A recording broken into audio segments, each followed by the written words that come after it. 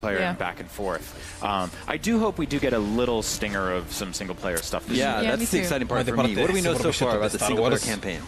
We know it's written by former IGN editor Mitch Dyer, which is, you know, that's a cool game. And that's fine. Walt Williams, who wrote Spec Ops, who is absolutely incredible. Mitch is great, but really that's the part you should be excited about because Spec Ops rules. I think they're both writing different things. It seems like Mitch Dyer is writing sort of the emotional aspect and the relationships in the game, whereas Walt is better known for writing military. So there are basically two people who are very good at writing things that are going to be teaming together for that. And I think that I'm really excited to see how they tackle you playing as someone from the dark side. Yeah, I've been the biggest fan of Return of the Jedi my entire life, and at the end of the Battle of Endor, that movie for the good guys is a party, and you know the Ewoks are playing on the skulls and stuff like that, and everyone's having a good time. And ghosts show up. And it's great. But for the Empire, it's basically like Pearl Harbor. Yeah, it's like it's a disaster for them. And you're playing as Iden Versio, who's this.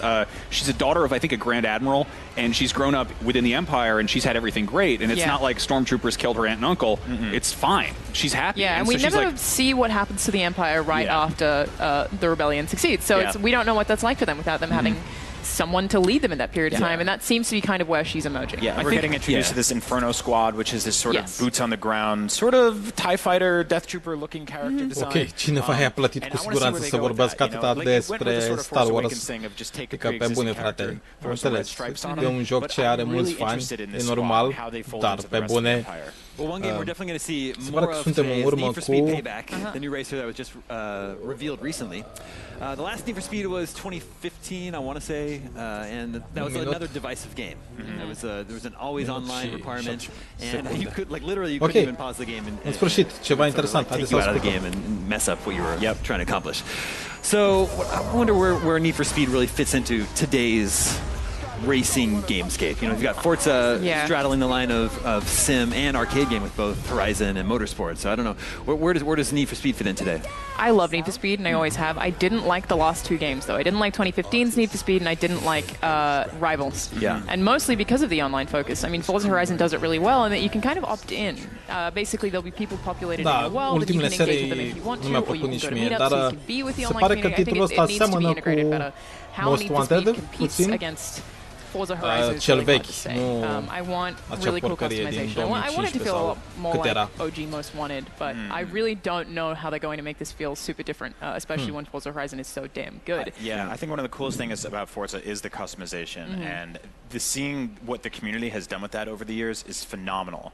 And I think they have to pretty much give that same tool set or better to the community for Need for Speed and see if it sticks. Yeah, and I think where we're racing is a huge thing as well, to find out like what the streets actually look like in Need for Speed, like what are some of the iconic tracks that they're going to give us. That's a really big part of the personality of a racing game, so we need to see some of that. I don't doubt it'll be free. It's all sort of taking place around like fake Las Vegas, New Donk Vegas. New Donk Vegas.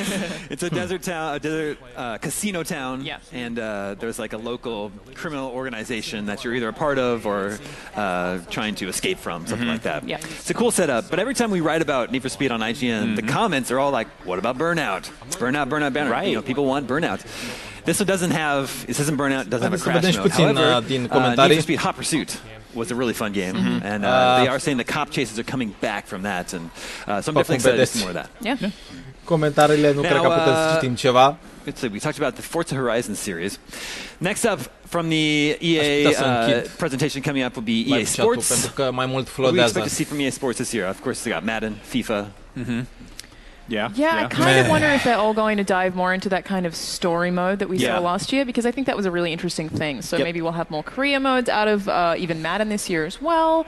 I really don't know how they're going to integrate that in a way that players actually play it, though, because apparently the statistics of people who actually engage in that mode is really low. So I'm interested to see how they evolve on that. I guess that's a problem with first-person shooters as well, right? If it's not in there, like with Battlefront 2, everyone complains, but then they have the stats that show that no one completes the campaign. Well, I think they still have the campaign, but then they have a story mode, which is a separate thing. So we'll have to see about that.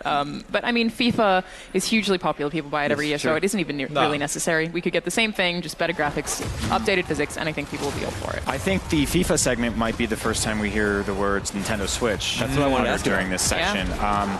We know so far that the Switch version of FIFA may not necessarily be a direct port of FIFA 18 or possibly even FIFA 17. It seems like it's just its own thing. Cred că dacă aș recomanda ceva la jocurile FIFA și în general la jocurile sport, ar fi o grafică mai bună și îmbunătățirea fizicii.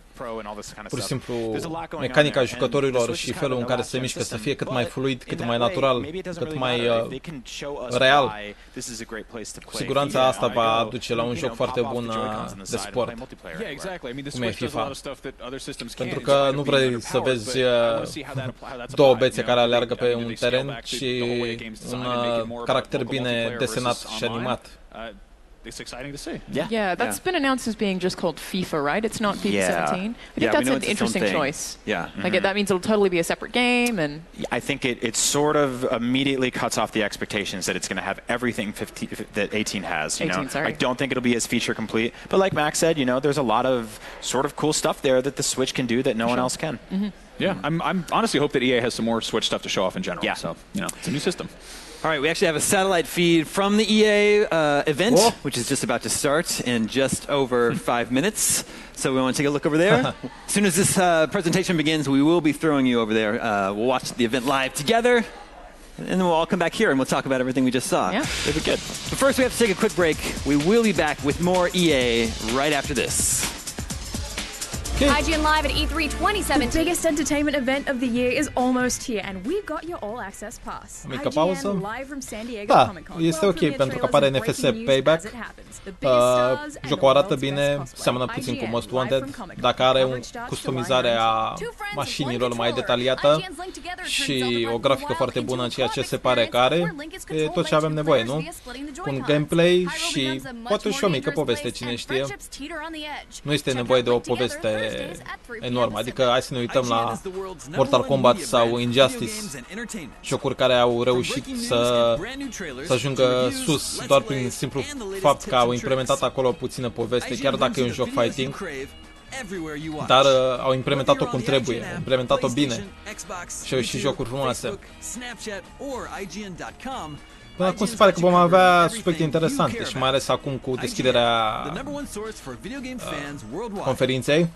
Sunt sigur că vom afla niște titluri foarte marfă. Ok, iau și o pauză de câteva minute și revin. Vă las până atunci cu publicitatea. Download it now on the iOS or Android App Store.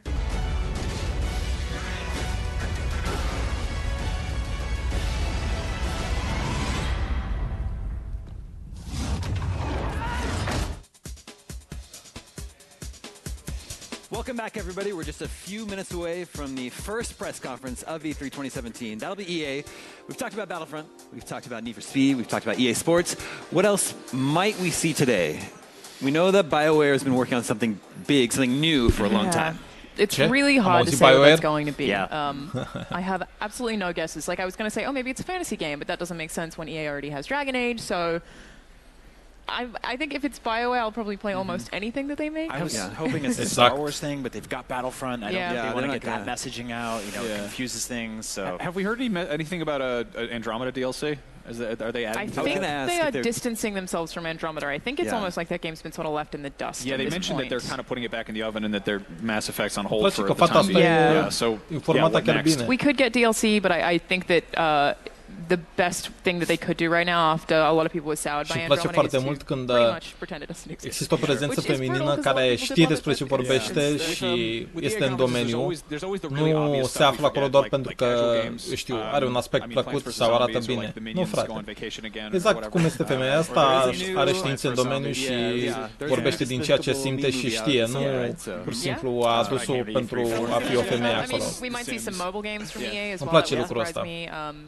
I mean, I love The Sims. I think a lot of people really love The Sims, so I'm always down to see more expansions for that too. So all of the casual games, I feel like might get like really small showings, but I'm expecting. I've got a great idea: The Sims versus Titanfall. Amazing. I mean, okay. You just get a mech? That I would great. play that. Yeah. Yeah. You need to tear down a bathroom wall, you just get a mech to do it. What about The Sims, but there's minions all over the house and you got to get rid of them? The Simians? Yeah, the Simians. No, thank you. But I'm kind of wondering if, we know they had Unravel, if this year there'll be another kind of nervous developer on stage that everyone just falls in love with a cute mascot. Yeah, like the nervous, darling indie game. I love I'm down that. with that. Yeah, and I love like UB Arts used to do that kind of thing, and they made some really great games. And I'm hoping that EA like keeps up with that, even when UB only did it 2 years basically, and then dropped off the satellite. I totally agree. There's that notion that EA is this like evil, monstrous, monolithic company, and like they make a lot of cool games. And I think with Unraveled and Yarny especially, they're like, hey guys, we're not about season passes and DLC. We've got this little animal man. He's adorable. Yeah, I think it's pretty unlikely that we'd see an Unravel 2, but maybe something similar to that. That's a more heartfelt, shorter game. I think so. Behind us here on the video, while you are seeing the live feed from the EA event, we're just minutes away from that beginning. As soon as it does, we'll hand you over there. But first, let me know, each of you, what does EA have to do today to really impress you? Jar Jar Binks. Yeah? Playable? Yeah. He's a hero. I mean, he Senator is. too. He's my hero. He is. You know, I'd love to see the Amy Hennig Star Wars game. I don't think we're going to when they're pushing Battlefront so much, but I would really like to see that. If it's anything like Uncharted meets Star Wars, like I for sure want to see that. I feel like we're going to see something we really want to see, but it's going to be like on someone's monitor in a dev diary. Yeah. Like they like to do 3 those. seconds we saw of the Amy Hennig game in like, and we're like, that's not how you reveal that. Like, give me some like some pomp, some pageantry. Yeah, I'm with Max. I want some surprise heroes, and villains in Battlefront 2. I want Jabba the Hutt. I want Bib Fortuna. Playable Jabba the Hutt. I want Obi-Wan. We never got him last time. It seemed like the most obvious choice. It did an entire season of heroes and villains, and we never got Obi-Wan. It breaks the whole periods, right? Are you Ghost Obi-Wan? Yeah, I mean, you got Rey and Darth Maul fighting. It doesn't make any sense. I look at that game like the way the Lego movie is. It's basically like the Lego movie. It's a kid playing with toys. Yeah. That's all it is. Yeah, but that said, the fact that they are spanning all the different eras, you can have Ewan McGregor or Alec Guinness. I mean, that's the marketing word they keep using is battle fantasies is what they say for Battlefront. And when they say it a lot, and it's in an accent, it's battle fantasies. It's great. But they keep saying like they want to be able to relive, you playing with toys in your bedroom as a kid, and you didn't care if Rey was fighting Darth Maul. Still, if you're Brian Altano. Excuse me, my fantasy battles were canon. They were all, I had the style guide there. Guide to the Galaxy. Yeah. But yeah, I think we'll probably see majority of the conference will be EA. It looks like we are beginning. Everybody enjoy the show. We'll see you afterwards for our post-show. Hasta vedem. EA press conference is about to start. We're going to take you over to the Hollywood Palladium, and we'll be back with IGN Live with analysis of everything as soon as it's over.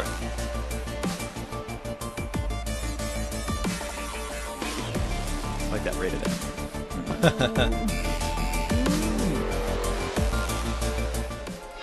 Bun.